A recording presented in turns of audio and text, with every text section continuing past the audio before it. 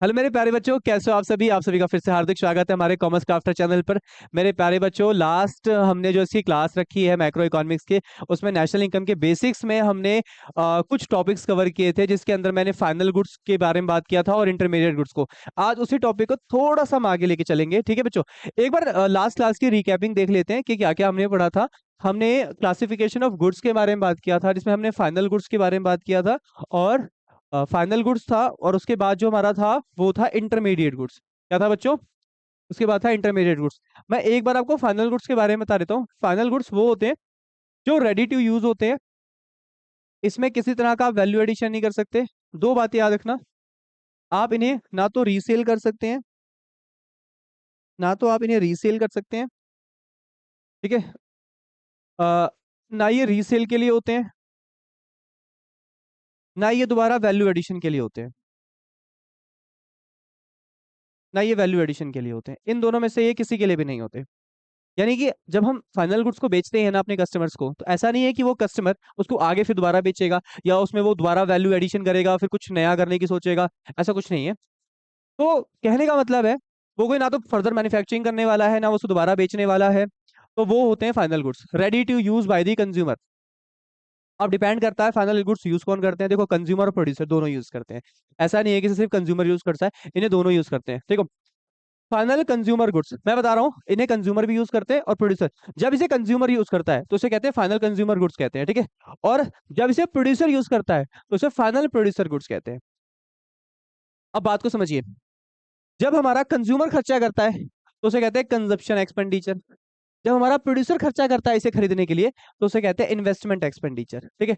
और इसी से बन जाता है हमारा expenditure on final goods, total expenditure. यानी कि हमारे फाइनल गुड्स को कंज्यूमर और प्रोड्यूसर दोनों खरीदते हैं। कंज्यूमर द्वारा किया गया खर्चा कंजप्शन एक्सपेंडिचर कहलाता है, और प्रोड्यूसर द्वारा किया गया खर्चा इन्वेस्टमेंट एक्सपेंडिचर, क्योंकि प्रोड्यूसर हमारे जो खर्चों को ना इन्वेस्टमेंट नाम देते हैं, इन्वेस्टमेंट एक्सपेंडिचर नाम देते हैं। तो दोनों को सम करोगे तो आपका फाइनल एक्सपेंडिचर आ जाएगा बच्चों, ठीक है। अब नेक्स्ट हमने क्या देखा था? हमने ये बताया था कि जो फाइनल गुड्स होते हैं वो अपनी प्रोडक्शन बाउंड्री लाइन को क्रॉस कर चुके होते हैं। मतलब प्रोडक्शन बाउंड्री लाइन क्रॉस करने का मतलब ये है कि ऐसा गुड्स जिसमें ना कोई वैल्यू एडिशन होगा, ना वो दोबारा बेचे जाएंगे। सब कुछ जो होना था वो हो चुका है। अब वो अपनी बाउंड्री लाइन को क्या कर चुके हैं? अब वो अपनी बाउंड्री लाइन को सर क्रॉस कर चुके हैं। अब उनमें किसी तरह का कोई चेंज नहीं हो सकता। अब वो रेडी टू यूज है, ठीक है। अब चाहे उसे कंज्यूमर करे या उसे प्रोड्यूसर यूज करे, ठीक है।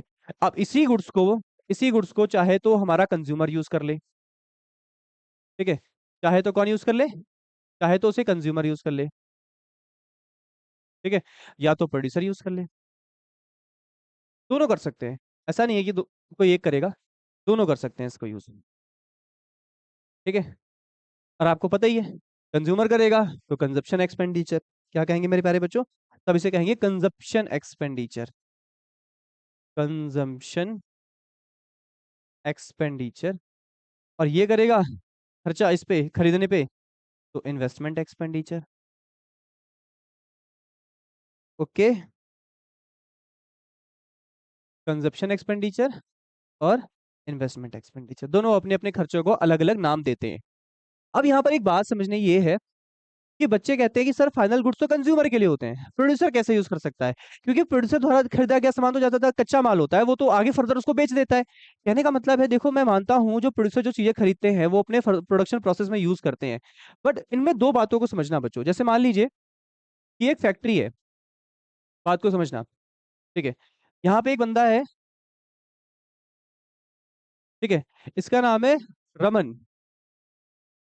मैं दो एग्जाम्पल समझाऊंगा।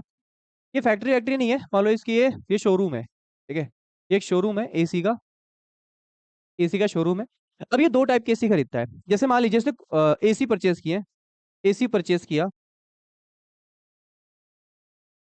और जब इसने एसी परचेज किया रमन ने, रमन कौन था? सर रमन एक प्रोड्यूसर था, ठीक है। आप उसे प्रोड्यूसर कह सकते हो या रिटेलर कह सकते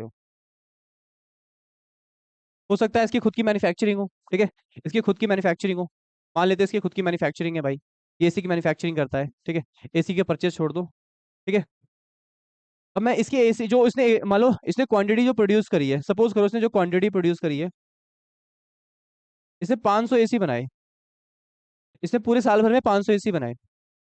उसमें से 500 एसी में से जो 10 एसी थे और जो 490 एसी थे उनको अलग अलग कैटेगरीज में बांटा।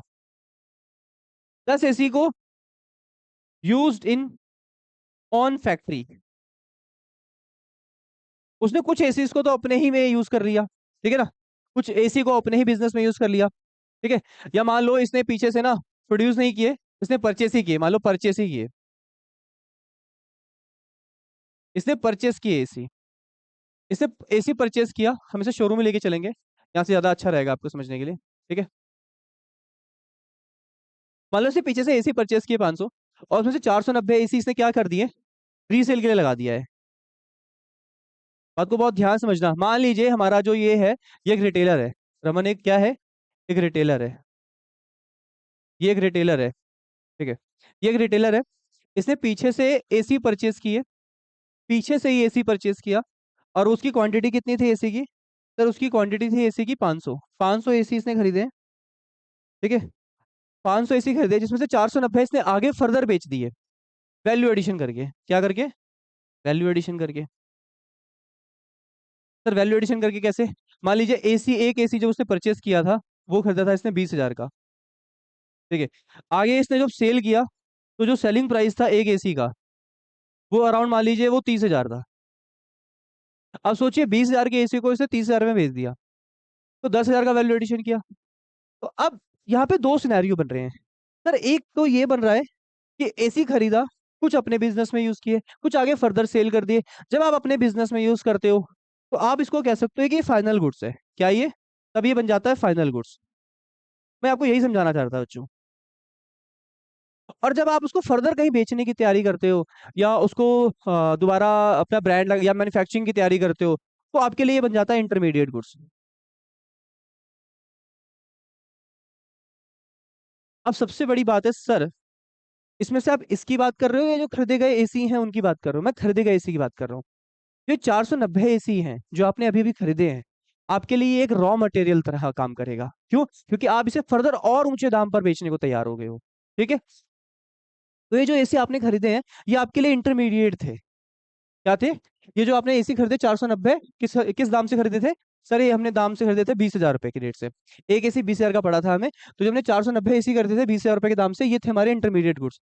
और जब वही 10 एसी हमने अपने बिजनेस में यूज कर लिए, सिर्फ अपने किसके लिए, मतलब लाइक फैक्ट्री है, काफी बड़ी फैक्ट्री है या शोरूम है बहुत बड़ा, तो शोरूम में भी कुछ एसी की जरूरत पड़ती है भाई, कस्टमर वगैरह आते हैं तो गर्मी नहीं लगनी चाहिए, तो उसको वहां यूज कर लिया, तो इस केस में वही फाइनल बन गए। तो यहाँ पर समझने वाली बात यह है कि अगर आपने कोई पीछे से सामान खरीदा, वैसे देखो कंज्यूमर जो चीज, ये प्रोड्यूसर के केस में है, कंज्यूमर तो कुछ भी खरीद ले वो फाइनल है, पर प्रोड्यूसर जब भी कोई चीज खरीदता है ना, तो मोटिव चेक करते हैं, क्या वो उसको आगे बेचने वाला है या फर्दर मैन्युफैक्चरिंग करने वाला है, या वो अपने बिजनेस में यूज करेगा। अगर वो अपने बिजनेस में यूज कर रहा है तो वो फाइनल है, अगर उसको आगे फर्दर बेचने की तैयारी कर रहा है तो वो क्या है, इंटरमीडिएट है, बस इससे ज्यादा आगे नहीं।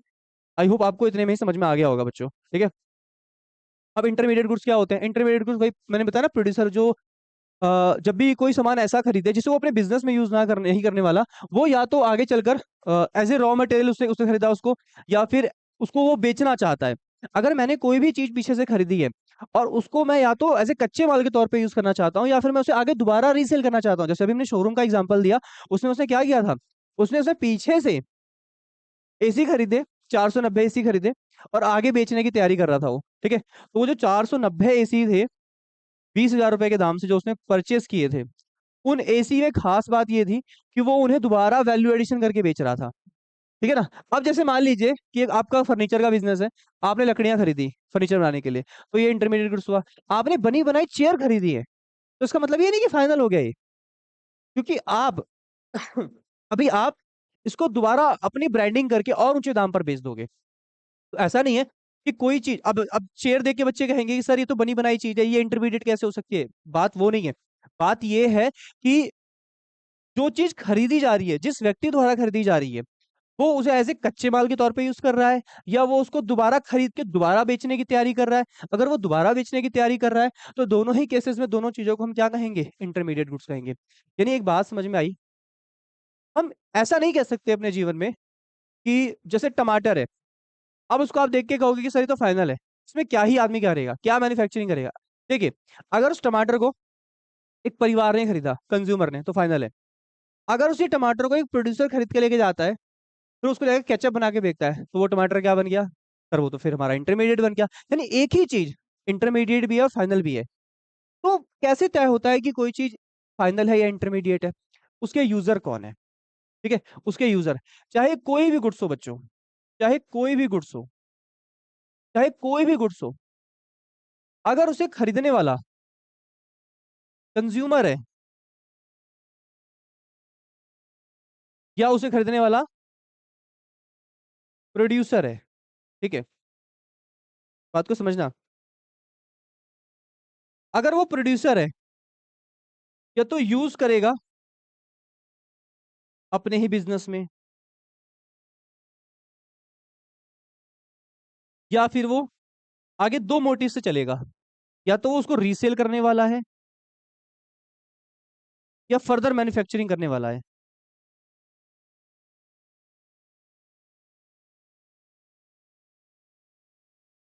या तो वो दोबारा बेचेगा, या उसकी फर्दर मैन्युफैक्चरिंग करके और ऊंचे दाम पर बेचेगा। ठीक है, तो दो मोटिव से चल सकता है हमारा प्रोड्यूसर।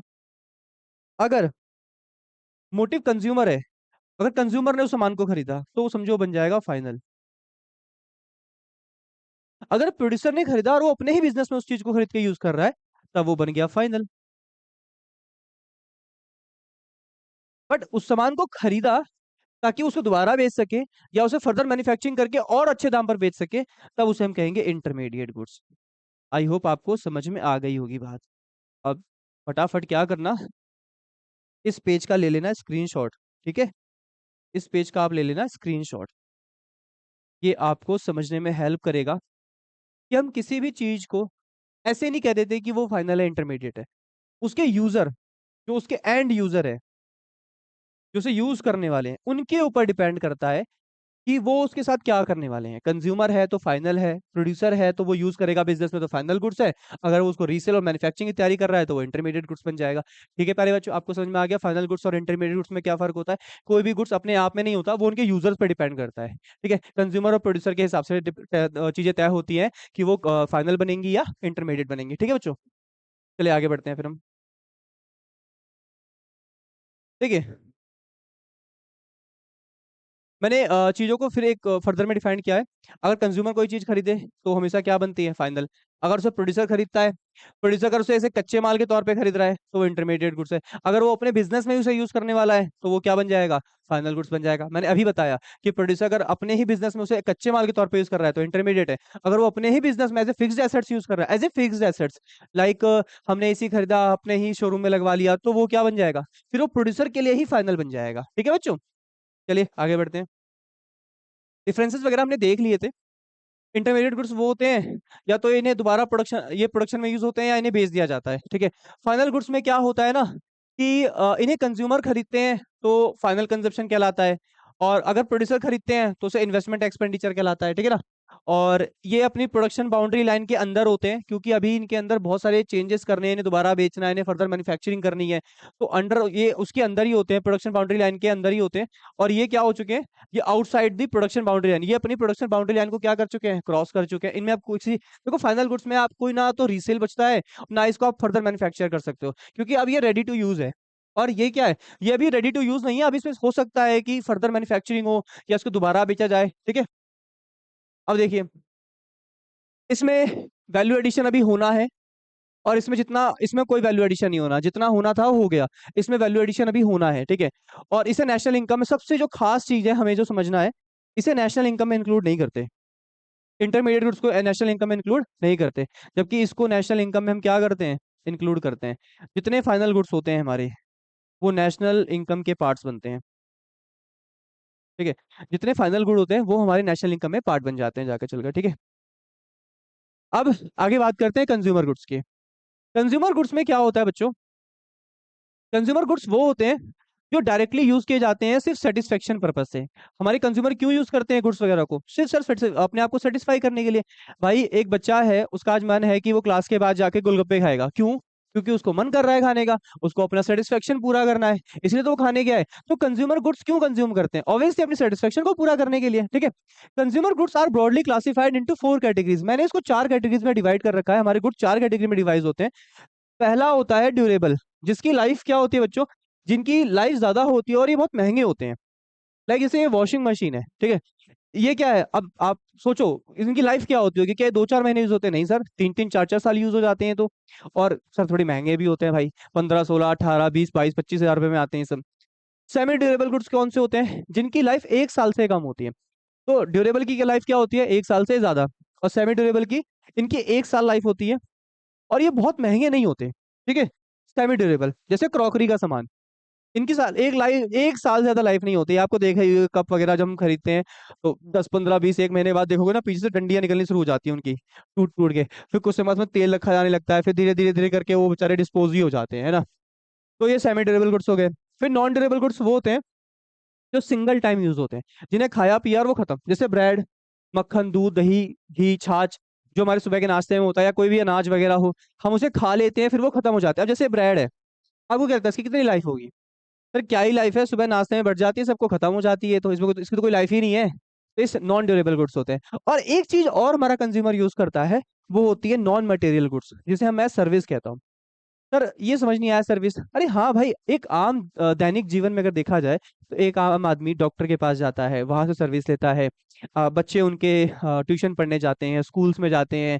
आप इंटरनेट सेवाएं लेते हो, आप बैंकिंग सेवाएं लेते हो, आप मल्टीपल सर्विसेज अवेल करते हो, ठीक है। तो एक कंज्यूमर ड्यूरेबल गुड्स खरीदता है, जिनकी लाइफ 1 साल से ज्यादा है, महंगी है, लाइक वॉशिंग मशीन। हम वो सामान भी खरीदते हैं जो सेमी ड्यूरेबल है, जिसकी लाइफ 1 साल से कम है। हम नॉन ड्यूरेबल भी खरीदते हैं, जिनकी life single time use goods, like bread, मक्खन, दूध, दही, छाछ, घी, ठीक है। और नॉन मटेरियल गुड्स वो होते हैं लाइक सर्विसेज वगैरह। और सेमी ड्यूरेबल का एग्जांपल मैंने क्या दिया था, क्रॉकरी के सामान, जिनकी लाइफ 1 साल होती है। नॉन ड्यूरेबल ब्रेड वगैरह, जिनकी कोई लाइफ ही नहीं होती, वन टाइम यूज गुड्स होते हैं। मैंने क्या लिखा, इन्हें single time, single act of consumption, एक बार यूज करोगे खत्म। तो आपको चारों कैटेगरी समझ में आ गई बच्चों? तो कितने टाइप्स के होते हैं हमारे ये, नेक्स्ट आगे क्या, कैपिटल गुड्स क्या होते हैं। अब कैपिटल गुड्स को बहुत ध्यान से समझना, देखो, देख के लग रहा होगा कि ये एक मशीन है, और ऑब्वियसली किसी फैक्ट्री में यूज हो रही होगी। अब कहने का मतलब है, इसकी खूबी क्या है, capital goods are fixed assets. पहली बात तो ये फिक्स्ड एसेट्स है, और वो भी किसकी है फिक्स्ड एसेट्स? सर ये फिक्स्ड एसेट्स है एक प्रोड्यूसर की, क्योंकि कंज्यूमर क्या करेगा यूज करके, आप खुद सोच के देखो। ये जो मशीन है, इसे कंज्यूमर क्यों यूज करेगा घर के अंदर? उसका क्या मोटिव है भाई मशीन रखने का? इसे यूज करते हैं प्रोड्यूसर, अपनी फैक्ट्री में ले जाकर इंस्टॉल करते हैं, वहां पे ये प्रोडक्ट बनाते हैं इससे। तो पहली बात तो ये एक फिक्स्ड एसेट्स है, ठीक है। Like example plant and machinery, ये एक तरह की प्लांट एंड मशीनरी है मान लो, ठीक है।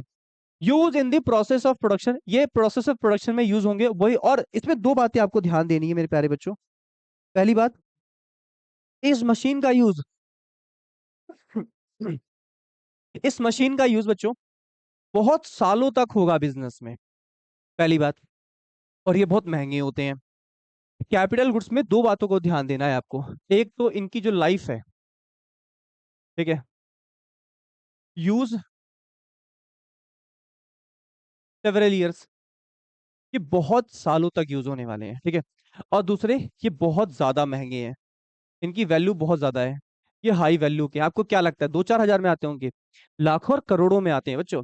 और कितने समय चलते हैं सर, 1 साल चलते हैं? अरे नहीं यार, वो उनकी मेंटेन के ऊपर डिपेंड है कि आप उतना कितना अच्छा मेंटेन कर पा रहे हो उन्हें। अच्छा मेंटेन करोगे तो हो सकता है 20-25-30 साल चल जाए मशीन, है कि नहीं। तो कैपिटल गुड्स यूज करते हैं हमारे प्रोड्यूसर। ये कैपिटल गुड्स थोड़े से महंगे होते हैं, और उनकी लाइफ क्या होती है, थोड़ी ज्यादा होती है। तो दो बातें याद रखनी है कैपिटल गुड्स में, ठीक है। कैपिटल गुड्स में ना डेप्रिसिएशन भी लगता है, आपको पता है, ये प्लांट मशीनरी पे डेप्रिसिएशन भी लगता है, 11वीं क्लास में हमने पढ़ रखा है। जो कॉमर्स के विद्यार्थी हैं और जो हमारे आर्ट्स के विद्यार्थी हैं, आप थोड़ा सा समझ लेना। जैसे क्या होता है ना, कि मान लीजिए हमने कोई मशीन खरीदी है, ठीक है। और ये मशीन खरीदी हमने 1 अप्रैल 2024 में, और इसकी जो कॉस्ट पड़ी हमें, वो थी मान लीजिए 5 लाख की मशीन थी। आप समझना मेरे वो विद्यार्थी समझना जो नॉन कॉमर्स बैकग्राउंड से हैं। जैसे मान लीजिए मैंने एक मशीन खरीदी है जिसकी कीमत 5 लाख है, और करेक्ट 2 साल बाद जो बुक वैल्यू है, मतलब इसकी जो नई वैल्यू है इस मशीन की, वो हो गई 3 लाख। तो आप समझना बात को। अब मुझे बताओ प्यारे बच्चों, कि इस पूरी जर्नी में इसकी कितनी वैल्यू गिर गई? अब आप देखोगे तो इसकी, सर बच्चे कहेंगे कि सर 2 लाख रुपए इसके हमने गिरते हुए देखे, 2 लाख रुपए इसके गिर गए। इसी चीज को डेप्रिसिएशन कहा जाता है, जो मूल्य में गिरावट आती है। जो मूल्य में गिरावट आती है, उसी गिरावट को डेप्रिसिएशन कहते हैं। आपको समझ में आ गया डेप्रिसिएशन क्या होता है? चलो ठीक है। All capital goods are producer goods, but all producer goods are not capital goods. Sir ये लाइन थोड़ी अटपटी सी है। सभी कैपिटल गुड्स तो प्रोड्यूसर हो सकते हैं, पर प्रोड्यूसर के पास रखा हर सामान कैपिटल नहीं हो सकता। सर इसको अच्छे से समझाया जा सकता है? हाँ बिल्कुल समझाएंगे हम। आओ समझाते हैं। मान लीजिए ये प्रोड्यूसर है, ठीक है, इसका नाम है अर्जुन। क्या नाम है इसका? अर्जुन। बात को बहुत ध्यान से समझना, ठीक है। ये एक प्रोड्यूसर है। आपको मैं बता दूं कैपिटल गुड्स कौन यूज करता है? सर कैपिटल गुड्स तो प्रोड्यूसर ही यूज करता है, क्योंकि मशीनें वगैरह वही यूज करते हैं, ठीक है। अब मान लीजिए इसका ये वेयर हाउस है, वेयर हाउस है या प्लांट है, सपोज करो ये प्लांट है जहाँ पर मशीनें वगैरह इंस्टॉल है, ठीक है ना। ये बहुत बड़ा प्लांट है इसका। यहाँ पर ये मशीन है, ठीक है, ये एक मशीन है इसकी, ये एक मशीन है, ठीक है। और एक यहाँ पर एक हैमर भी है, एक हैमर भी है, ठीक है। एक हैमर रखा हुआ है इसने। तो ये तो हो गई मशीन, ठीक है। ये हो गया एक हैमर, ये एक हैमर हो गया, ठीक है। अब दो बातें समझना, एक मशीन है और एक हैमर है। आपको पता ही है जो मशीन होती है वो थोड़ी महंगी होती है, और हम इसे ही कैपिटल गुड्स कहते हैं, ठीक है। इसे हम क्या बोलते हैं? हम इसे कैपिटल गुड्स कहते हैं, ओके। इसके प्लांट में और भी बहुत सारी चीजें पड़ी हैं। मान लीजिए थोड़ा रॉ मटेरियल पड़ा हुआ है। क्या पड़ा हुआ है? थोड़ा रॉ मटेरियल भी पड़ा हुआ है, थोड़ा रॉ मटेरियल भी पड़ा हुआ है, थोड़ा रॉ मटेरियल भी पड़ा हुआ है। मशीन पड़ी है, एक हैमर पड़ा है, बहुत सारा कच्चा माल पड़ा हुआ है। तो अलग अलग कैटेगरीज में अलग अलग चीजें यहाँ पर पड़ी हैं। क्या है? मशीन है, एक हैमर रखा है, थोड़ा सा कच्चा माल रखा हुआ है। तो दो तीन चीजें इसके इस प्लांट में है, ठीक है। अब बात को समझना, ये तो हुई, सपोज करो मैं इसको यहाँ से हटा देता हूँ, ठीक है। इस अर्जुन को हम यहाँ खड़ा कर देते हैं। मान लो ये अर्जुन है, ठीक है। ये क्या है? अर्जुन, ठीक है। मैं इसी मशीन को ना एक साइड में और बना लेता हूँ। या सपोज करो हमारे इसने ना एक मशीन और खरीदी है। अभी अभी हमारे अर्जुन ने एक मशीन मंगवाई है, एक मशीन और मंगवाई है, एकदम ब्रांड न्यू मशीन है, चमचमाती हुई, ठीक है। एक मशीन है, ठीक है। एक मशीन इसने मंगाई है हाल फिलहाल में। और ये भी एक मशीन है, ठीक है। और मशीन में दो खूबियां बहुत होती हैं। मान लो इसकी जो लाइफ है, सपोज करो इसकी लाइफ 10 साल है, और इसकी जो कॉस्ट है मैं लिख देता हूँ, मान लो 50 लाख की है, 50 लाख की मशीन है। मैंने आपको पहले भी बता रखा है कि इनकी दो खूबियां बहुत अच्छी होती हैं। एक तो ये बहुत हाई वैल्यू के होते हैं, और दूसरे इनकी लाइफ बहुत ज्यादा होती है, तभी हम इसे कैपिटल गुड्स कहेंगे। तभी हम इसको किस चीज का दर्जा देंगे? तभी हम इसे कैपिटल गुड्स का दर्जा देंगे, ठीक है।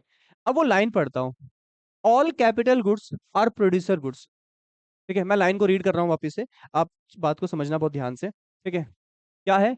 All all capital goods are producer goods. मैं सिर्फ अभी इतना ही लिखूंगा बच्चों, ठीक है। अभी मैं इतना ही लिखूंगा, आगे की लाइन में भी नहीं लिखूंगा। एक बात बताओ, ये कैपिटल गुड्स है, इसे कौन यूज करेगा? कंज्यूमर या प्रोड्यूसर? सर ऑब्वियसली मशीन है तो हमारा प्रोड्यूसर यूज करेगा, अर्जुन यूज करेगा। तो all capital goods are producer goods, ठीक है। जितने कैपिटल गुड्स हैं, जितनी मशीनें हैं, उन्हें कौन यूज करता है? उन्हें प्रोड्यूसर यूज करते हैं। हमारे कौन यूज करते हैं? प्रोड्यूसर। अर्जुन क्या है? अर्जुन एक प्रोड्यूसर है। क्या है वो? एक, सर वो एक प्रोड्यूसर है, ठीक है। तो जितनी भी कैपिटल गुड्स है वो प्रोड्यूसर है। पर ऑल प्रोड्यूसर गुड्स, अब इसी इसी लाइन को हम थोड़ा सा चेंज करके लिखते हैं, ठीक है। All producer goods are not capital goods, ठीक है। सारे प्रोड्यूसर गुड्स कैपिटल गुड्स नहीं हो सकते। अब देखो, कैपिटल गुड्स तो प्रोड्यूसर बन गए, क्या प्रोड्यूसर के वेयर हाउस में रखा हर सामान कैपिटल गुड्स बन जाएगा? ये तो पक्का है कि ये प्रोड्यूसर गुड्स है, इसमें कोई दो राय नहीं। क्या सारे सामान बन जाएंगे कैपिटल गुड्स? सर इसके पास तो बहुत कुछ पड़ा है।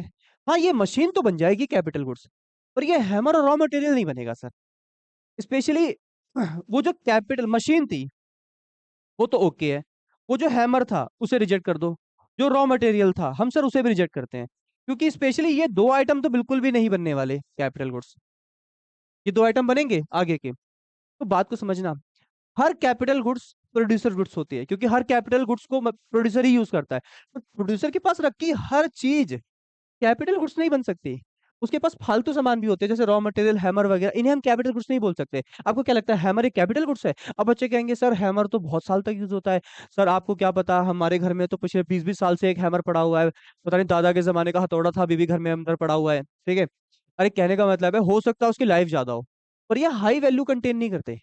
एक कैपिटल गुड्स में सिर्फ लाइफ नहीं देखनी होती। अब कील जो होती है, कील जो दीवार में हम ठोकते हैं, उसकी लाइफ भी तो होती है 20-20, 25-25 साल, 50-50 साल हो जाती है। घर में लगे ही पड़े हैं, जब से घर बना हुआ तब से कील लगी पड़ी है।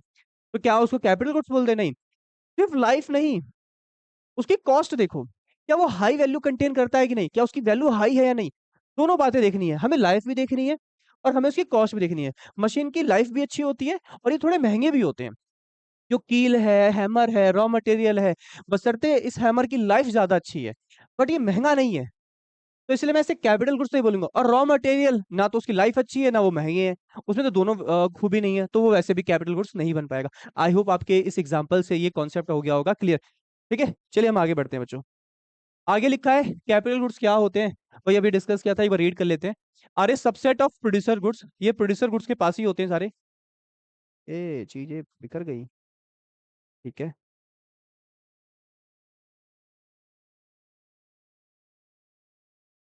हाँ जी, देखिए हमारे जो कैपिटल गुड्स होते हैं ये सबसेट होते हैं प्रोड्यूसर गुड्स के, क्योंकि इन्हें रखता कौन है, इन्हें प्रोड्यूसर ही रखते हैं, ठीक है। Specifically are those fixed assets, ये एक ऐसी फिक्स्ड एसेट्स होती है जो यूज होती है प्रोडक्शन प्रोसेस में। और ये जो गुड्स होते हैं, ठीक है, ये दूसरे गुड्स को बनाने के काम आते हैं। किसको बनाने के काम आते हैं? दूसरे गुड्स को बनाने, including the capital goods are and raw material. Wait a minute. Specifically those used as a fixed assets and also used in the process of production, इन्हें process of production में use किया जाता है।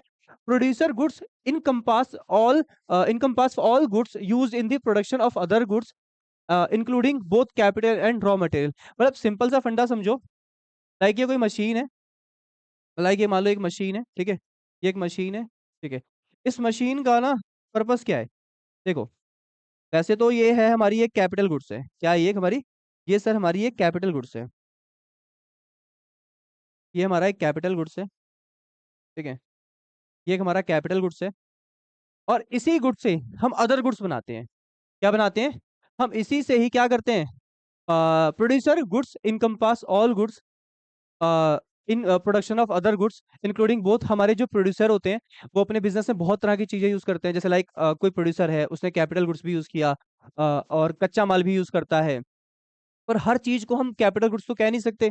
पर हाँ, ये जो कैपिटल गुड्स हैं, ये अदर, जैसे हमने कच्चा माल यूज किया, लाइक थोड़े हम रॉ मटेरियल यूज कर रहे हैं अपने बिजनेस के अंदर, ठीक है, हम क्या यूज कर रहे हैं, हम रॉ मटेरियल यूज कर रहे हैं। फिर इसी रॉ मटेरियल को कहाँ यूज किया जाएगा? सर इसी रॉ मटेरियल को इस मशीन में यूज किया जाएगा, फिर एक फाइनल गुड्स बनकर क्या होगा, बाहर निकलेगा, फिर एक बना बनाया सामान बाहर निकल जाएगा, ठीक है। लैंग्वेज में यही कह रहा है कि हमारा प्रोड्यूसर जो है वो मल्टीपल चीजें यूज करता है, रॉ मटेरियल भी यूज करता है, ऐसे कैपिटल गुड्स भी यूज करता है, उसके बाद दोनों होते हैं। ज्यादा जो हमारे कैपिटल गुड्स होते हैं वो इन्हीं रॉ मटेरियल को यूज करके फर्दर कुछ नया बनाने के काम में लाए जाते हैं, ठीक है। तो घुमा फिर के वही बातें चल रही हैं, आगे बढ़ते हैं। आइए बात करते हैं capital goods and consumption goods पे, ठीक है। कंजप्शन गुड्स क्या होते हैं? देखिए, अभी हमने थोड़ी देर पहले ना कंज्यूमर की ना 3-4 वैरायटी पढ़ी गुड्स की, जिसमें हमने पढ़े durable, semi durable, non durable, और सर्विसेज के बारे में पढ़ा, नॉन मटेरियल गुड्स के बारे में पढ़ा। अब हम बात करेंगे कंजप्शन गुड्स क्या है, ठीक है। वही जो चारों चीजें थी ना बच्चों, उन्हें हमारा कौन यूज करता है? उन्हें हमारा कंज्यूमर यूज करता है। कोई ड्यूरेबल, सेमी ड्यूरेबल और नॉन मटेरियल हो गए, और लाइक आपके सिंगल टाइम यूज गुड्स हो गए, ठीक है।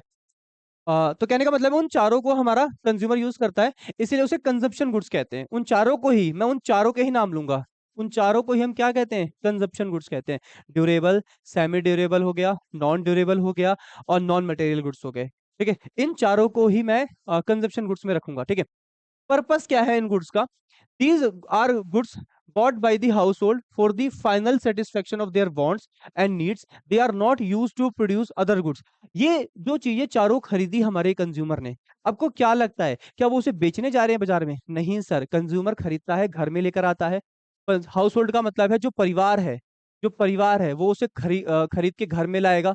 चाहे वो वॉशिंग मशीन खरीदे, चाहे वो ड्यूरेबल में वॉशिंग मशीन खरीदे, या सेमी ड्यूरेबल में क्रॉकरी का सामान खरीदे, या फिर वो सिंगल टाइम यूज में ब्रेड मक्खन खरीदे, या सर्विसेज में हॉस्पिटैलिटी या स्कूल की सर्विस ले, क्या वो लगता है वो उसे फर्दर आगे बेचते हैं? नहीं, वो यूज करते हैं सिर्फ अपनी सेटिस्फेक्शन ऑफ वांट्स को पूरा करने के लिए, अपनी नीड्स को पूरा करने के लिए खरीदते हैं। ठीक है। अब demand, they have A direct demand in the market because they directly satisfy consumer wants. लोग क्यों डिमांड करते हैं, परिवार क्यों डिमांड करते हैं इन सब चीजों की? क्योंकि ये डायरेक्टली सेटिस्फाई करते हैं। जैसे मैंने यहाँ पर एक सैंडविच बना रखा है, लोग कंज्यूमर क्यों खरीद रहा है, परिवार क्यों खरीद के लेके जा रहे हैं अपने घर में? क्योंकि जाएंगे उसे खाएंगे और अपने आप को सेटिस्फाई करेंगे भाई। ठीक है। अब जैसे बहुत सारे कॉमन एग्जांपल है, लोग खाना खरीदते हैं, कपड़े खरीदते हैं, ठीक है, इलेक्ट्रॉनिक सामान खरीदते हैं, टेलीविजन खरीदते हैं, सिर्फ पर्सनल यूज के लिए। किसके लिए? पर्सनल यूज के लिए। अब इसमें से जो टेलीविजन है ये ड्यूरेबल हो गया, ठीक है, खाना हो गया, ये आपका सिंगल टाइम यूज गुड्स हो गया, कपड़े हो गए ये नॉन ड्यूरेबल हो गए, इनकी भी लाइफ 1 साल होती है, ये ड्यूरेबल हो गया, वो नॉन ड्यूरेबल हो गया। आपका जो खाना हो गया वो सिंगल टाइम यूज गुड्स हो गया। आप बहुत सारी सर्विसेज भी लेते हो, तो वो चारों गुड्स ही कहाँ आ गए? यहाँ आ गए ना। वो हमने कैटेगरीज पढ़ी थी कि क्या क्या यूज करते हैं, उन्हीं चारों का आप कंजप्शन गुड्स भी कह सकते हो। ठीक है। और क्यों यूज करते हैं हमारे कंज्यूमर? सिर्फ अपनी सेटिस्फेक्शन को पूरा करने के लिए, क्योंकि ये डायरेक्ट सेटिस्फाई करते हैं। ठीक है।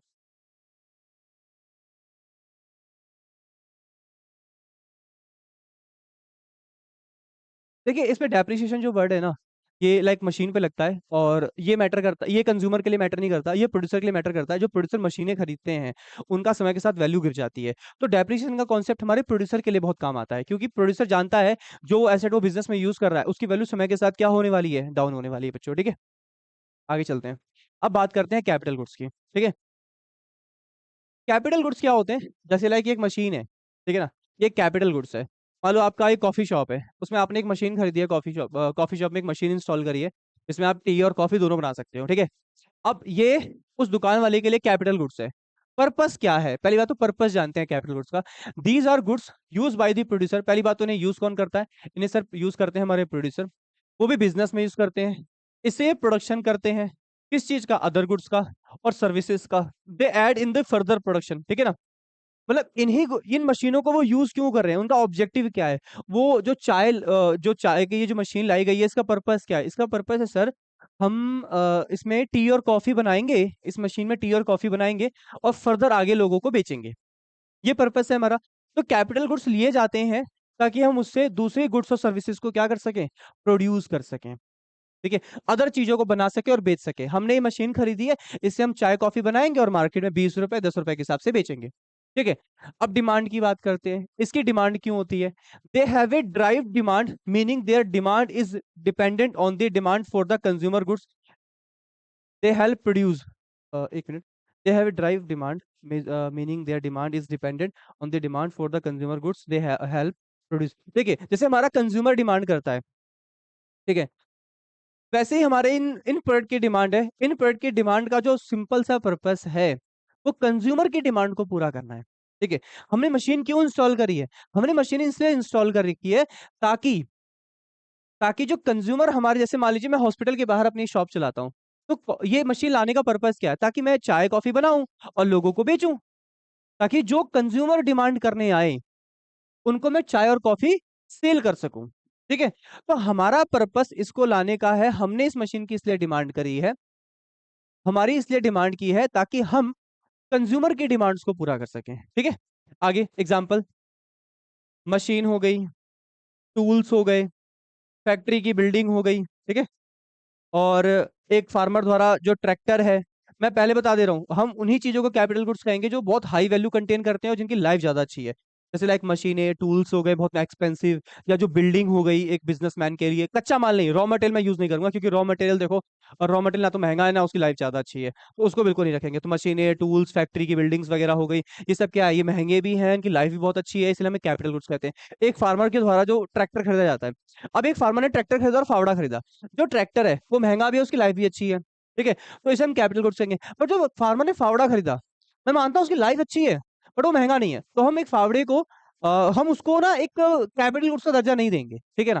तो यहाँ पे समझ में आ गया कि कैपिटल गुड्स में लाइक किस किस केस में किसको कैपिटल गुड्स कहेंगे, ठीक है। अब जैसे मान लीजिए कोई कोचिंग चला रहा है, ठीक है, उसके कोचिंग में जो इंक मार्कर यूज करता है, क्या वो कैपिटल गुड्स है? सर बिल्कुल नहीं है। ना तो महंगा है, ना उसकी लाइफ अच्छी है। और दोस्तों जो डिजिटल बोर्ड यूज करते हैं हम सब अपने कोचिंग्स में, क्या वो कैपिटल गुड्स है? बिल्कुल। ये महंगे भी हैं और इनकी लाइफ भी काफी अच्छी है। अगर हम इसे सही से यूज करें तो 5 6 7 8 साल ये चल जाएंगे आराम से। तो जो इसलिए कहना कहने का मतलब यहाँ पर ये है कि एक बिजनेसमैन अपने बिजनेस में मल्टीपल चीजें खरीदता है, जिसमें वो सस्ती चीजें भी खरीदता है, महंगी भी चीजें खरीदता है। जो महंगी चीजें हैं जिनकी लाइफ अच्छी है, वो उन्हें सिर्फ कैपिटल गुड्स को दर्जा देता है, ठीक है। अच्छा, डेप्रिसिएशन, डेप्रिसिएशन तो होगा भाई, इसका समय के साथ इसकी वैल्यू गिरेगी, और जितना पैसा गिरेगा हमारा प्रोड्यूसर उस पैसे को क्या कर लेगा, अलग से रिजर्व में ट्रांसफर कर लेगा, ठीक है। They lose value over time through the repeated use and concept known as a consumption of fix capital. इसे कभी कभी हम कंजप्शन ऑफ फिक्स कैपिटल कहते हैं, ठीक है। कंजप्शन ऑफ फिक्स कैपिटल, मैंने थोड़ी देर पहले ना बच्चों एक एग्जांपल बताया था। हमारे देखो, हमारे जो आर्ट्स के बच्चे हैं, कॉमर्स के बच्चे हैं, उनको डेप्रिसिएशन का कॉन्सेप्ट बहुत अच्छे से पता है। बट जो हमारे जो नॉन कॉमर्स बैकग्राउंड के हैं, वो थोड़ा समझना। जैसे मान लीजिए बच्चों, मैंने एक मशीन खरीदी है, 5 लाख की खरीदी, इसकी वैल्यू 2 लाख 3 लाख रुपए हो गई अभी हाल फिलहाल में। तो 2 लाख रुपए गिर गए, तो इसी चीज को हम क्या बोलते हैं, इसी गिरावट को हम बोलते हैं बच्चों, डेप्रिसिएशन बोलते हैं। क्या बोलते हैं? इसी गिरावट को हम क्या बोलते हैं प्यारे बच्चों? इसी गिरावट को हम डेप्रिसिएशन बोलते हैं, या आप इसे कभी कभी कंजप्शन ऑफ फिक्स कैपिटल भी कह सकते हो। जो हम मशीनें खरीदते हैं, जैसे मान लीजिए ये मशीन है, अगर हमने इसको आज खरीदा, आज, और आज इसका दाम था वो, मान लो 30,000 रुपए है मशीन, ठीक है। आज से 10 साल बाद, आज से 10 साल बाद मान लो इसकी वैल्यू 2,000 रुपये हो जाती है, तो बताइए कितने की गिरावट आ गई? सर इसकी गिरावट आई 28,000 रुपए की।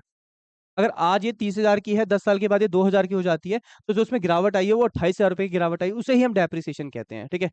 इसे ही कहा जाता है कंजप्शन ऑफ फिक्स कैपिटल। जितने भी कैपिटल गुड्स होते हैं, इनकी वैल्यू समय के साथ गिरती है ना। उसी चीज को हम डेप्रिसिएशन कहते हैं और कंजप्शन ऑफ फिक्स कैपिटल कहते हैं, ठीक है बच्चों। आइए आगे बढ़ते हैं, बात करते हैं कंपोनेंट ऑफ कंजप्शन एक्सपेंडिचर। देखिए, हम कंज्यूमर के बारे में काफी कुछ पढ़ चुके हैं। हमने ये देखा कि कंज्यूमर 4 वैरायटी की चीजें यूज करता है।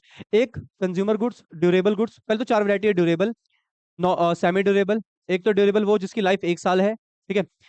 सेमी ड्यूरेबल जिसकी लाइफ, सॉरी, ड्यूरेबल वो जिसकी 1 साल से ज्यादा है। सेमी ड्यूरेबल वो जिसकी लाइफ 1 साल है। नॉन ड्यूरेबल वो जिसकी लाइफ एक दिन भी नहीं है, ब्रेड मक्खन वगैरह हो गए। और नॉन मटेरियल गुड्स में आपकी सर्विसेज वगैरह आ गई। तो 4 गुड्स यूज करता है। कंज्यूमर खरीदता क्यों है गुड्स को? बिकॉज ऑफ अपने आप को सेटिस्फाई करने के लिए। प्रोड्यूसर क्यों खरीदता है गुड्स को? क्योंकि उसको मशीनें खरीदनी है और आगे आगे फर्दर उसे उससे कुछ नया प्रोडक्ट बनाकर बेचना है, ठीक है ना, पैसे कमाने हैं उसको। मैं बात कर रहा हूँ कंज्यूमर की। कंज्यूमर गुड्स इसलिए खरीदते हैं ताकि वो अपने आप को सेटिस्फाई सेटिस्फाई कर सके। अब हम बात करते हैं कि हमारी कंट्री में कितने टाइप्स के कंज्यूमर होते हैं। सिर्फ क्या हम परिवार की ही बात करते रहेंगे हमेशा? क्या यही एक परिवार होता है जो कंजप्शन करते हैं? क्या durable goods, semi durable goods, non durable goods और सर्विसेज को क्या परिवार ही खरीदते हैं, या इनके अलावा भी कुछ है? देखिए, जब हम बात करते हैं बच्चों क्या कहते हैं, कंज्यूमर्स की, तो हमारे माइंड में 2 3 लोग चलने चाहिए। सबसे पहला चलना चाहिए हाउस होल्ड, बोले तो परिवार। House hold by consumer goods for the satisfaction of their wants. House hold यानी परिवार गुड्स का कंजप्शन करते हैं सिर्फ अपनी सेटिस्फेक्शन को पूरा करने के लिए, ठीक है। उसके बाद अगला जो हमारा पॉइंट आता है, वो आती है सरकार यानी कि गवर्नमेंट। पता है बच्चों, हमारी सरकार भी एक तरह की कंज्यूमर की लिस्ट में आती है, ठीक है। ये भी कंजप्शन करते हैं, ठीक है। Government by consumption goods for distribution among defence forces. अब देखो, कहने का मतलब है एक दुकान पे दाल चावल आटा गेहूं राशन जो खरीदने जाते हैं, परिवार तो जाते ही हैं, तो वो तो इसलिए खरीद रहे हैं अपने सेटिस्फेक्शन को पूरा। अब सरकार क्यों खरीद रही है? क्या सरकार क्या करेगी सर इन सब सामानों का? अरे कहने का मतलब ये है कि जो हमारे फौजी भाई क्या कहते हैं सीमा पे तैनात हैं, आपको क्या लगता है क्या उन्हें राशन पानी की जरूरत नहीं है? क्या वो मशीन है? अरे उन्हें भी तो सुबह का नाश्ता चाहिए, उन्हें भी दोपहर में खाना चाहिए, रात का खाना चाहिए, उन्हें भी तो अपनी हेल्थ का ध्यान रखना है। तो उनके लिए भी तो प्रॉपर अनाज चाहिए, दूध दही घी छाछ मक्खन, सारा सामान उनके लिए भी तो पैक्ड होता है। तो सरकार भी अनाज खरीदती है, सब सामान खरीदती है, कपड़े वगैरह, और किसको देती है? हमारे जो सोल्जर्स हैं उनको प्रोवाइड करती है, ठीक है। अब कहने का मतलब है वही सब सामान हमारे कंज्यूमर ने, परिवार ने खरीदे, यही सारा सामान हमारी सरकार खरीद रही है, ठीक है। क्या और भी कोई खरीदता है? यस, हमारे जो नॉन प्रॉफिट ऑर्गेनाइजेशन है ये भी खरीदते हैं ये सब सामान, अनाज कपड़े। सर ये क्यों खरीदते होंगे? जैसे आपके मंदिर हो गए, मस्जिद हो गए, गुरुद्वारा हो गया, या और अदर संस्थान हो गए जो हमारे वो हो गए, तो क्या ये सब भी खरीदते हैं? बिल्कुल खरीदते हैं। अब देखो गुरुद्वारे में देखोगे तो आप पे लंगर चलता रहता है, हमारे मंदिरों में भी बहुत जगहों पे लंगर चलता रहता है, ठीक है ना। तो अनाज तो ये भी खरीद रहे हैं, बस इनका पर्पस है चैरिटी करना, चीजों को खरीदना और बांट देना, कपड़े खरीदना बांट दिया, अनाज खरीदा बांट दिया।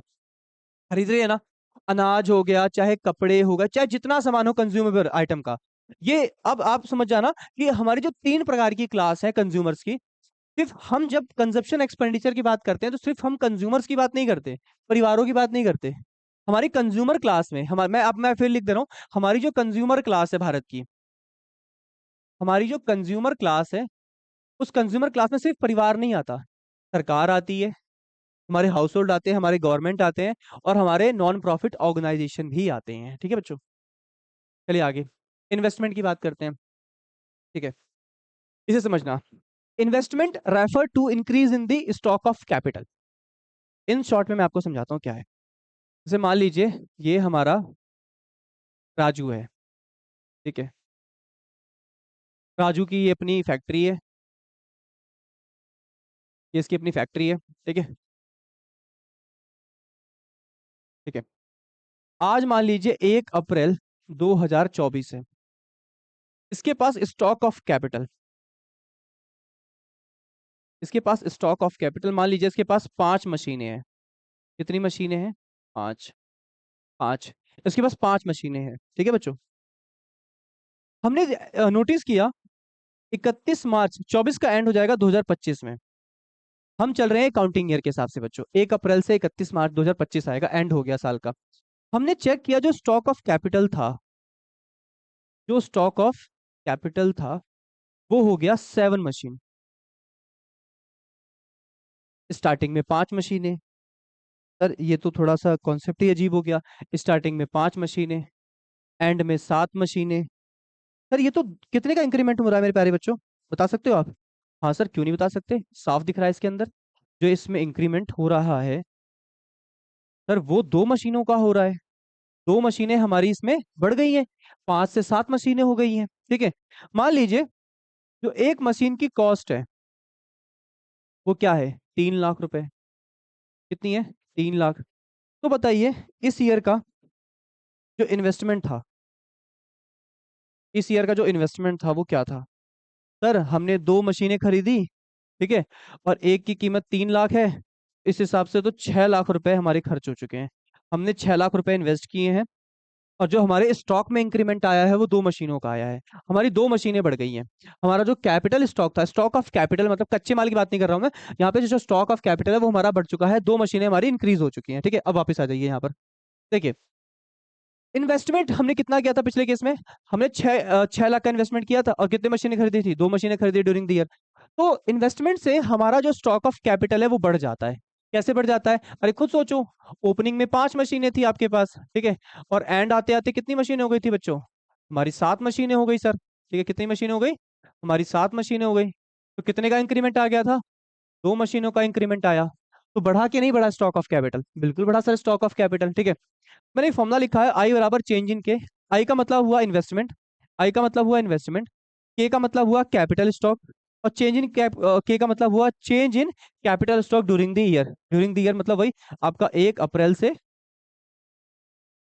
से जो 31 मार्च के बीच में हमारे जो स्टॉक ऑफ कैपिटल में इंक्रीमेंट होता है, उसी को हम कहते हैं क्या? हम उसी को इन्वेस्टमेंट कहते हैं, ठीक है। तो आपको समझ में आया हमारे स्टॉक ऑफ कैपिटल। देखो इन्वेस्टमेंट एक प्रोसेस है, इस प्रोसेस से हमारे जो स्टॉक ऑफ कैपिटल है वो बढ़ जाती है, ठीक है। हाँ वो इन्वेस्टमेंट कितने का किया था? वो इन्वेस्टमेंट हमने अराउंड 6 लाख का किया था। पर उस इन्वेस्टमेंट से हुआ क्या? फाइनली क्या हुआ? फाइनली सर यही हुआ, जो मशीन 5 थी वो बढ़ के 7 हो गई, यानी 2 मशीनों का इंक्रीमेंट हुआ है बिजनेस के अंदर। तो इसी को ही हम क्या कहेंगे? इन्वेस्टमेंट कहेंगे। आई होप आपको समझ में आ गया होगा बच्चों, ठीक है, आगे बढ़ते हैं। ठीक है, अब बात करते हैं, इन्वेस्टमेंट भी 2 टाइप की होती है बच्चों हमारी, ठीक है। हमारा जो इन्वेस्ट प्रोड्यूसर है वो 2 टाइप की इन्वेस्टमेंट करता है, एक फिक्स करता है और एक करता है वो इन्वेंट्री, ठीक है। अभी इसमें फिक्स के ही मैंने लिखे हुए हैं, एक इन्वेंट्री होता है, ठीक है। पहले मैं बात करता हूँ फिक्स की, ठीक है। तो जो भी हमारी इन्वेस्टमेंट है, मैं भी इसी एग्जांपल पे आता हूँ। जो भी इन्वेस्टमेंट की जाती है, ठीक है, जो भी इन्वेस्टमेंट की जाती है ये 2 टाइप की होती हैं। एक फिक्स इन्वेस्टमेंट, ठीक है, और एक एक होती है इन्वेंट्री इन्वेस्टमेंट, एक होती है इन्वेंट्री इन्वेस्टमेंट। 2 टाइप की इन्वेस्टमेंट होती है। सर थोड़ा समझाइए बारीकी से। कि क्या है, किस तरह की इन्वेस्टमेंट है दोनों। आइए पहली बात करता हूँ फिक्स्ड इन्वेस्टमेंट क्या होती है। हमारा प्रोड्यूसर जब इन्वेस्टमेंट करता है तो वो दो चीजों पे खरीदने पे ध्यान देता है। उसमें से पहली चीज होगी फिक्स्ड इन्वेस्टमेंट। फिक्स्ड इन्वेस्टमेंट का मतलब होता है जब आपका स्टॉक इंक्रीज हो। और किस चीज का स्टॉक? फिक्स्ड एसेट्स का। किसका? Fixed assets like plant and machinery. ठीक है। During an accounting year. During accounting year जब भी मैं बोलूं तो आपके माइंड में क्या डेट चलनी चाहिए? 1 अप्रैल से 31 मार्च। डेट आपके माइंड में यही चलनी चाहिए मेरे प्यारे बच्चों। ठीक है। पहली बात, इस इन्वेस्टमेंट से क्या बढ़ता है? इस इन्वेस्टमेंट से सर बढ़ती है फिक्स्ड एसेट्स। क्या बढ़ती है? Fixed assets. इस इन्वेस्टमेंट से बढ़ती है फिक्स्ड एसेट्स। ठीक है। इसीलिए इसे कभी कभी फिक्स्ड इन्वेस्टमेंट भी कहते हैं, क्योंकि इस इन्वेस्टमेंट से फिक्स्ड एसेट्स बढ़ती है, इसे फिक्स्ड इन्वेस्टमेंट कहते हैं। Is also called fixed capital formation, और कभी कभी इसे फिक्स्ड कैपिटल फॉर्मेशन भी कहा जाता है। क्या कहा जाता है? फिक्स। अभी जो मैंने आपको एग्जांपल दिया था ना मशीनों वाला, वो एक्चुअली ना बच्चों फिक्स्ड इन्वेस्टमेंट का ही एग्जांपल था। उसमें हमारी मशीनें बढ़ रही थी। पहले कितनी थी सर? पहले पांच थी, बाद में 7 हो गई, 2 मशीन का इंक्रीमेंट हुआ। वो जो 2 मशीन का इंक्रीमेंट हुआ ना, तो उसी को कहते हैं फिक्स्ड कैपिटल फॉर्मेशन। ठीक है। This imply increase in the stock of capital in terms of fixed assets. हमारी इसमें ना फिक्स्ड एसेट्स बढ़ जाती है। आपको याद है ना वो कितनी मशीनें बढ़ गई थी? 2 मशीन का इंक्रीमेंट हुआ था हमारा। क्या हुआ था? इंक्रीमेंट। ठीक है। ठीक है। और ये जो मशीनें हम खरीदते हैं, इन्हें हम बहुत समय तक बिजनेस में यूज करते हैं। मेरी बात को समझना। जब हमारा प्रोड्यूसर, एक एग्जांपल से मैं फिर समझा देता हूँ आपको। देखिए, जैसे मान लीजिए हमारा एक प्रोड्यूसर है। ठीक है। अभी इस मान लीजिए इन्वेस्टमेंट किया। मैं इसको 2 कैटेगरी में लेके चलता हूँ। ठीक है बच्चों। एक लेता हूँ फिक्स इन्वेस्टमेंट। एक फिक्स इन्वेस्टमेंट और एक इन्वेंट्री इन्वेस्टमेंट।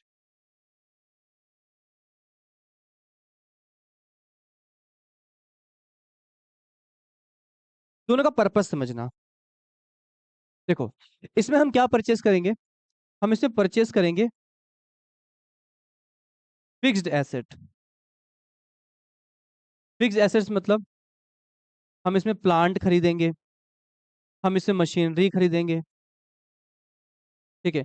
हम इसमें बिल्डिंग खरीदेंगे। ठीक है। इसमें इन्वेंट्री इन्वेस्टमेंट में क्या करते हैं?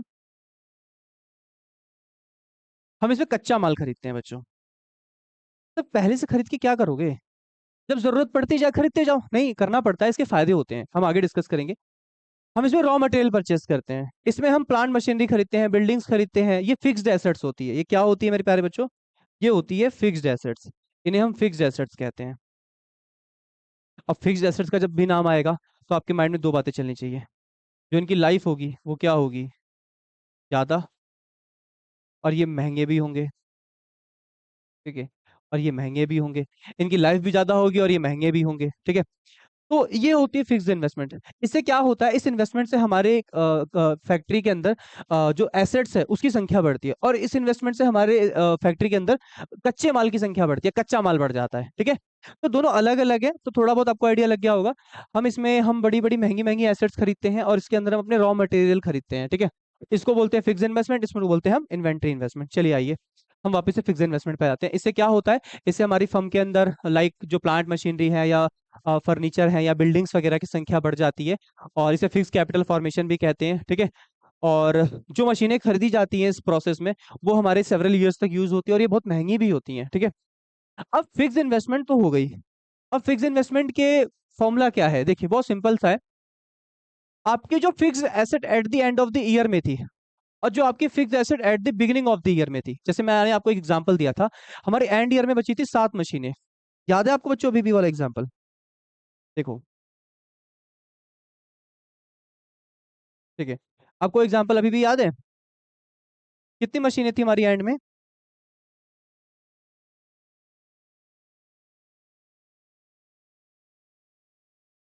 हमारी वो मशीनें थी 7। 7 मशीनें थी। ये मशीनें थी हमारी एंड में, और बिगिनिंग में हमारी थी 5 मशीनें। ठीक है बच्चों। एंड में थी 7 और बिगिनिंग में थी 5। तो पूरे इस जर्नी में कितने का इंक्रीमेंट हुआ? सर इस पूरी जर्नी में 2 मशीनों का इंक्रीमेंट हुआ, सिर्फ 2 मशीन। एंड में थी 7 और बिगिनिंग में थी 5, और जो इंक्रीमेंट हुआ 2 मशीनों का हुआ। तो कभी भी आपको निकालना हो कि फिक्स इन्वेस्टमेंट के थ्रू आपने कितनी एसेट्स बढ़ाई है, तो at the end of the year में कितनी मशीनें थी और at the beginning of the year में कितनी मशीनें थी, उसे माइनस कर देना, आपको पता चल जाएगा ड्यूरिंग द ईयर आपने कितनी मशीनें खरीदी। अब आगे इसके फायदे क्या है, देखो, अगर आप फिक्स इन्वेस्टमेंट करते हो तो आपके बिजनेस के अंदर जो है लाइक प्लांट एंड मशीनरी की संख्या बढ़ जाएगी, आपकी फिक्स एसेट्स बढ़ जाएगी। देखो, इससे ये होगा कि आपकी प्रोडक्शन कैपेसिटी बहुत तेजी से बढ़ेगी। क्या बढ़ेगी? इससे आपकी प्रोडक्शन कैपेसिटी बहुत तेजी से बढ़ेगी। क्या? Production capacity. दूसरी बात, जितना ज्यादा प्रोडक्शन कैपेसिटी बढ़ेगा उतना ज्यादा आपका आउटपुट लेवल बढ़ेगा इकोनॉमी के अंदर। ठीक है, आप ज्यादा प्रोडक्शन करोगे देश में, देश अगर सारे ही प्रोड्यूसर प्रोडक्शन अच्छा करेंगे तो देश में आउटपुट लेवल बढ़ेगा, और देश में अगर आउटपुट लेवल बढ़ता है तो उससे क्या होगा, देश की जो रेट ऑफ जीडीपी ग्रोथ है वो बढ़ जाएगी। यानी कि एक फिक्स इन्वेस्टमेंट कितना जरूरी है। अगर हमारे देश के ज्यादातर प्रोड्यूसर अगर हमारे देश के ज्यादातर प्रोड्यूसर फिक्स इन्वेस्टमेंट पे ध्यान दें, वो प्लांट एंड मशीनरी की संख्या बढ़ाएं, तो प्रोडक्शन कैपेसिटी बढ़ेगी, इससे आउटपुट लेवल बढ़ेगा, आउटपुट लेवल बढ़ेगा तो देश की जीडीपी बढ़ेगी, क्योंकि जीडीपी तो भैया हमारी इसी पे टिकी हुई है, आउटपुट पे, है कि नहीं। तो ये हुआ। इन्वेंट्री इन्वेस्टमेंट क्या होता है, मैंने आपको बताया। इन्वेंट्री इन्वेस्टमेंट का मतलब हो गया यहाँ पर कि लाइक रॉ मटेरियल परचेस करना। मेरे प्यारे बच्चों, आज की क्लास के लिए मैं अभी इतना ही रखूंगा। इस लेक्चर में हमने यहाँ तक खींचा है, नेक्स्ट लेक्चर में मैं इस चैप्टर को कर दूंगा एंड। ठीक है, ज्यादा नहीं रह गया, थोड़े पॉइंट्स और रहते हैं क्योंकि क्लास ज्यादा लंबी चली जाएगी।